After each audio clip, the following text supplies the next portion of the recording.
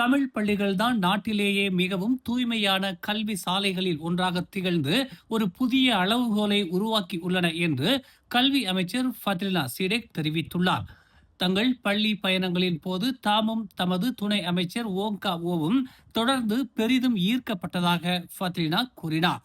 தங்கள் அவதானிப்புகளின் அடிப்படையில் இந்த பள்ளிகளில் தூய்மை பிரச்சனைகள் எதுவும் இல்லை, மேலும் அவை மிகவும் அழகான பௌதீக சூழல்களை கொண்டுள்ளன என்று அவர் தெரிவித்தார். அதனால்தான் தமிழ் பள்ளியை மலேசியாவிலேயே மிகவும் தூய்மையானதாக பராமரிக்க எப்படி முடிந்தது என்ற கதையை அவர்கள் சொல்ல வேண்டும் என்று தாம் கேட்டுக்கொண்டதாக இன்று எம்விவி சிட்டியில் எஸ்ஜேகேடி லாடாங் லாபு பிரிவு 4ற்கான அடிக்கல் நாட்டு விழாவில் அவர் கூறினார். கிளந்தான் கோலக்ராயில் உள்ள ஒரு தமிழ் பள்ளியில் ஆசிரியர்கள் மற்றும் மாணவர்களின் சிறந்த மலாய்மொழி திறமை கண்டும் தாம் ஈர்க்கப்பட்டதாக ஃபாத்ரினா புகழாரம் சூட்டினார். தாம் அவர்களை சந்தித்த போது ஆசிரியர்களோ மாணவர்களோ யாரும் கிளந்தானிய வட்டார மொழியில் பேசவில்லை, மேலும் அவர்கள் அனைவரும் மலாய் மொழியில் தேர்ச்சி பெற்றிருந்தனர் என்று அவர் கூறினார்.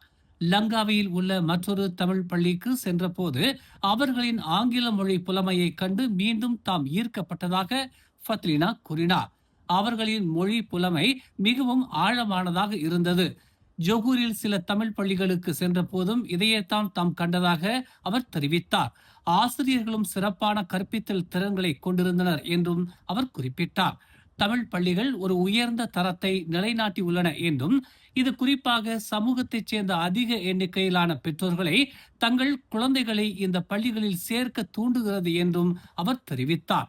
கல்வி சட்டத்தில் உள்ள விதிகளின்படி தாய்மொழி பள்ளிகள் மற்றும் பிற வகை பள்ளிகளின் இருப்பை மடானி அரசாங்கம் எப்போதும் பாதுகாக்கும் என்றும் அவர் கூறினார். தனது அரசாங்கம் அதன் பதவிக்காலத்தை நிறைவேற்ற அவகாசம் வழங்கப்பட வேண்டும் என்று பிரதமர் டதஸ்ரீ அன்வார் இப்ராஹிம் இன்று தெரிவித்தார். மேலும் முன்கூட்டியே பொது தேர்தல் நடத்த வேண்டும் என்ற கோரிக்கைகளையும் அவர் மீண்டும் நிராகரித்தார். தொடர்ச்சியான தேர்தல் பிரச்சார சுழற்சியில் சிக்கிக் கொள்வதை விட மலேசிய மக்கள் அரசியல் நிலைத்தன்மையையும் பொருளாதார வளர்ச்சியையும் விரும்புவதாக அவர் கூறினார். தேர்தல் வரை வழங்கப்பட்ட பதவிக்காலத்தின் கீழ் அவகாசம் கொடுங்கள் என்று அவர் கேட்டுக்கொண்டார். அதன் பிறகு அதை எதிர்கொள்ள முடியும் என்றும் அதில் எந்த பிரச்சனையும் இல்லை என்றும் மக்களவையில் நடைபெற்ற பிரதமரின் கேள்வி நேரத்தின் போது அவர் கூறினார். அரசியல் செய்வதை விட ஆட்சி செய்வதில் கவனம் செலுத்த வேண்டும் என்று விரும்பும் மக்களின் குரலுக்கு அரசாங்கம் செவி சாய்ப்பதாகவும் அன்வார் கூறினார். மக்களும் நிலைத்தன்மையை விரும்புகிறார்கள், பொருளாதாரம் வளர வேண்டும் என்று அவர்கள் விரும்புகிறார்கள். எல்லா நேரமும் அரசியல் செய்வதை அவர்கள் விரும்பவில்லை என்று அவர் கூறினார். அடுத்த பொதுத் தேர்தல் 2028 பிப்ரவரி மாதத்தில்தான் நடைபெற உள்ளது. ஆனால் பக்காத்தான் ஹராப்பான் மற்றும் பரிசான் நேஷனல் இடையே உறவுகள் மோசமடைந்து வருவதால் இந்த ஆண்டின் பிற்பகுதியில் திடீர் தேர்தல்கள் நடத்தப்படும் என்று ஊகிக்கப்படுகிறது.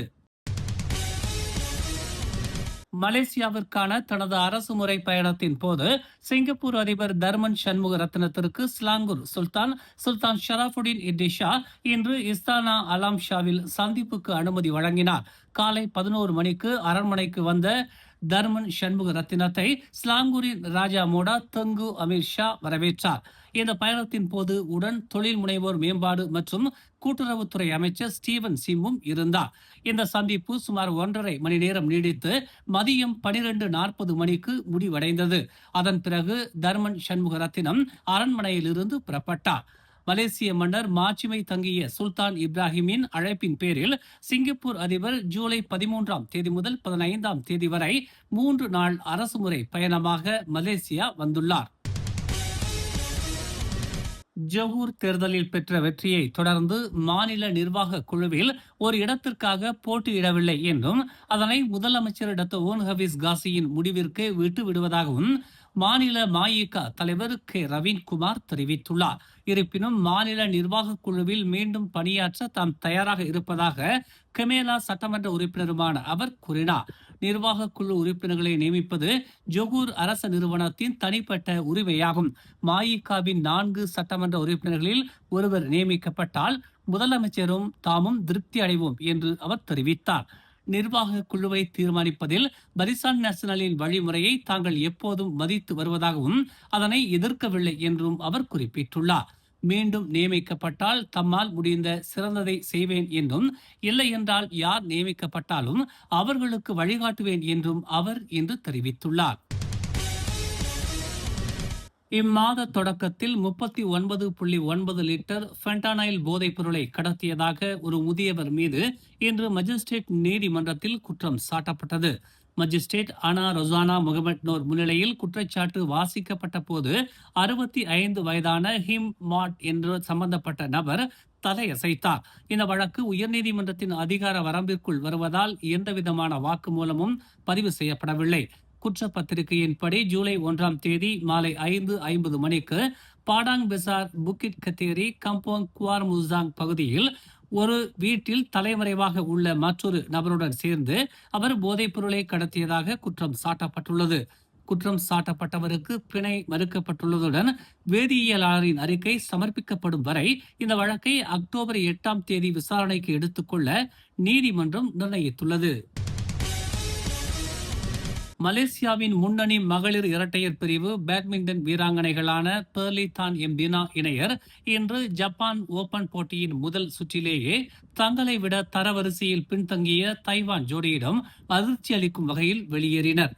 டோக்கியோ மெட்ரோபாலிட்டன் ஜிம்னாசியத்தில் நடைபெற்ற போட்டியில் உலகின் 5ஆம் நிலை ஜோடியான இவர்கள் 12ஆம் நிலை வீராங்கனைகளான ஜூ இன் ஹுய் லின் ஜிஹ் யூன் ஜோடியிடம் 50 நிமிடங்களில் 21-17, 17-21, 17-21 என்ற புள்ளி கணக்கில் தோல்வி அடைந்தனர். இதுவரை நடைபெற்ற 4 போட்டிகளில் பெர்லி தினா ஜோடி தங்களது எதிராளிகளிடம் தோற்பது இதுவே முதல் முறையாகும். மேலும் செய்திகளை தெரிந்து கொள்ள தமிழ் மலர் இணையதளம், தமிழ் மலர் செயலி மற்றும் மலர் டிவி யூடியூப் சேனலை வலம் வாருங்கள். எங்களோடு இணைந்திருக்க மலர் டிவியை பதிவு செய்து கொள்ளுங்கள். உறவுகள் மகிழ்ந்திட விருப்பம் மற்றும் பகிர்வு சேவையை சொடுக்கிடுங்கள்.